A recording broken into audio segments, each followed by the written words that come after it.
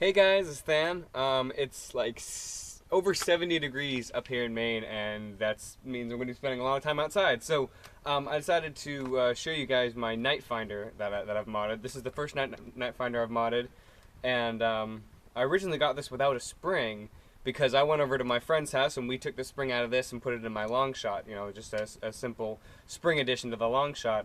And he just gave me this afterwards. He's just like, "Yeah, take it." I'm like, "Okay." And I tried a couple of loose springs I have. I don't have a lot of loose springs, but I just tried a couple that I had and it wasn't really working. So I kind of just tossed this in my bin for a while. And then I was kind of really needing a one-shot gun. And the only thing I could find that I liked was the pair of Scouts for 20 bucks at Kmart, and I didn't want to do that. But then I was fiddling around with one of these guys, one of the Busby rapid fire rifles. Now this isn't mine, this is also my friend's, and he gave it to me after it broke, just because he had nothing else to do with it.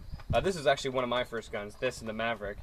But he gave me this thing and I was fiddling around with it because I hadn't looked at it in a while, and I opened it up and you know, basically the plunger wad was broken, but I checked out the spring, and the spring is actually very tough because the plunger is in here and the plunger kind of goes this way, and the air comes out of a hose and it goes up through here, and then it goes kind of goes up to here through this part right here through to the front and then out to the shell, and that's a long distance to travel, and these usually get about, you know, maybe 30 feet or so, you know, pretty accurately. So the spring in there is actually very, very tough to go through all that dead space.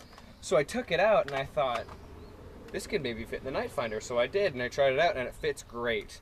And so I'm getting really great ranges on this. I took out the air restrictor. I had to kind of seal it up a bit because I've never really rebarreled anything with like couplers or anything like that. I'm probably going to be getting to that soon, but as of right now, it's basically just using the original barrel.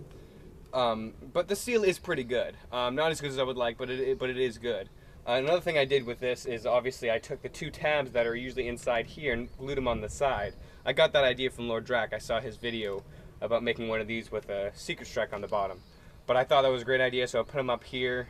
So it gets good ranges. And I also replaced the LED in there. You probably can't see it too well because it's so bright. I mean, outside it's so bright. And I replaced the LED with one of the brighter ones that I had, and it really isn't that bright. But it is better than the original, and I'll tell you why. The original it's interesting because it's actually a very bright LED. The trick is that it has a very wide viewing angle. Most LEDs have like about 30 degrees viewing angle. Some have 15, depending on the application. This one looks like it almost has, it looks like it has, you know, definitely more than that. Probably, you know, like 110 or 115 degrees. It's a very, very wide viewing angle, and it's very bright. Now, I actually looked in the center of this thing, and the LED holder is all black. So it doesn't reflect that well. So it's interesting because they used a high-powered LED, but they just spread it out. So it's basically you're getting the reflected light magnified through this little magnifier thingy, which I've taken out, and then shot out. And that's why it's so weak sauce. It's just because it's just not the right LED for the job. So although this isn't a crazy bright LED, it is better for the job, and I think I'm probably going to go in there and, I don't know, like paint it white or put some tinfoil in there or something to get just more light out there and not have it be wasted in all this black material. I don't know why they did that. Anyways, I'm going to stop talking, and I'm going to go up there and shoot a few rounds, probably just shoot all 5. And this is about 40 feet away, this camera, from where I'm going to be shooting at. Let me just see if it's lined up correctly. Yeah. There we go. And I'm just going to go off and shoot some.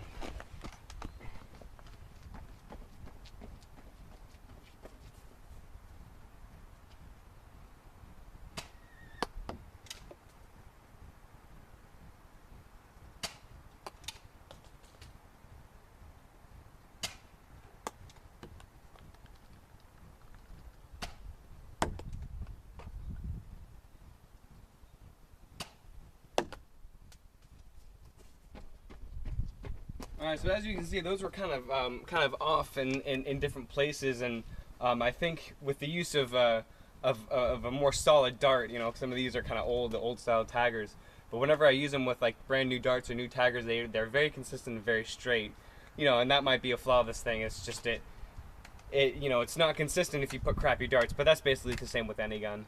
So I'm really pleased with it, and I'm very happy that I was able to get a sidearm based off of 2 non-functional guns. So I'm happy about that. So, but that's really it. Thank you so much for watching.